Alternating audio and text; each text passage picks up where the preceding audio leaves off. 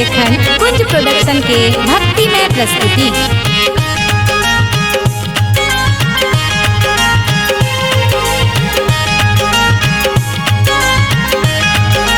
मैया लखिन माघक मास बसंत जोरिया में पावन मिथिला नगरिया में ना।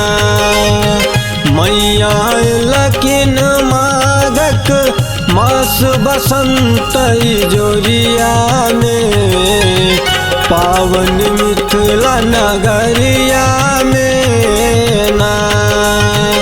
मैया लखिन माघक मास बसंत जोरिया में पावन मिथिला नगरिया में ना।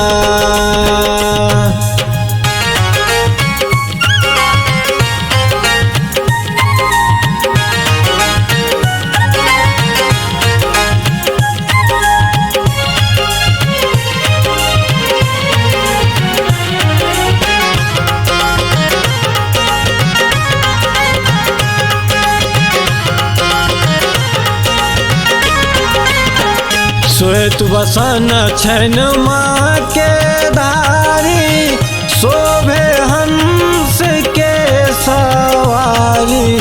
श्वेत बसन छैन माँ के धारी शोभे हंस के सवारी।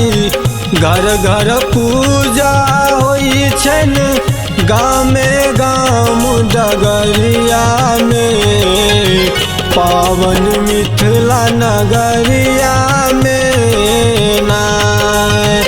मैया लखिन माघक मास बसंत जोरिया में पावन मिथिला नगरिया में ना।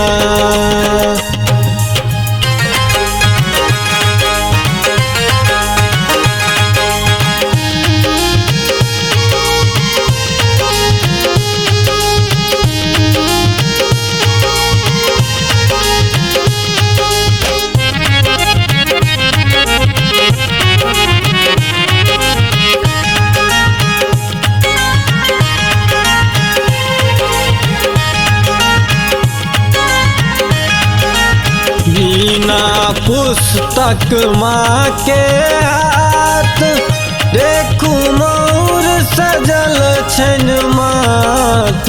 बिना पुस्तक माँ के हाथ देखू मोर सजल छैन मात। जगमग हीरा मोती जड़ई लाल चुनरिया में पावन मिथिला नगरिया में ना। मैया लखिन माघक मास बसंत जोरिया में पावन मिथिला नगरिया में ना।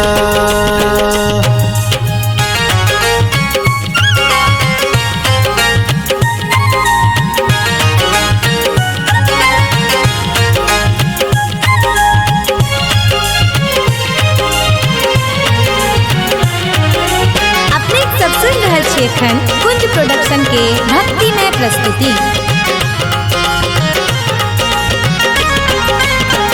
रची रची लिखल मधुबनिया पूजे आदित्य आकाश चरनिया। रची रची लिखल मधुबनिया पूजे आदित्य आकाश चरनिया। माँ के कृपा बसल लाल ललन सवरिया में पावन मिथिला नगरिया में ना। मैया लखिन माघक मास बसंत जोरिया में पावन मिथिला नगरिया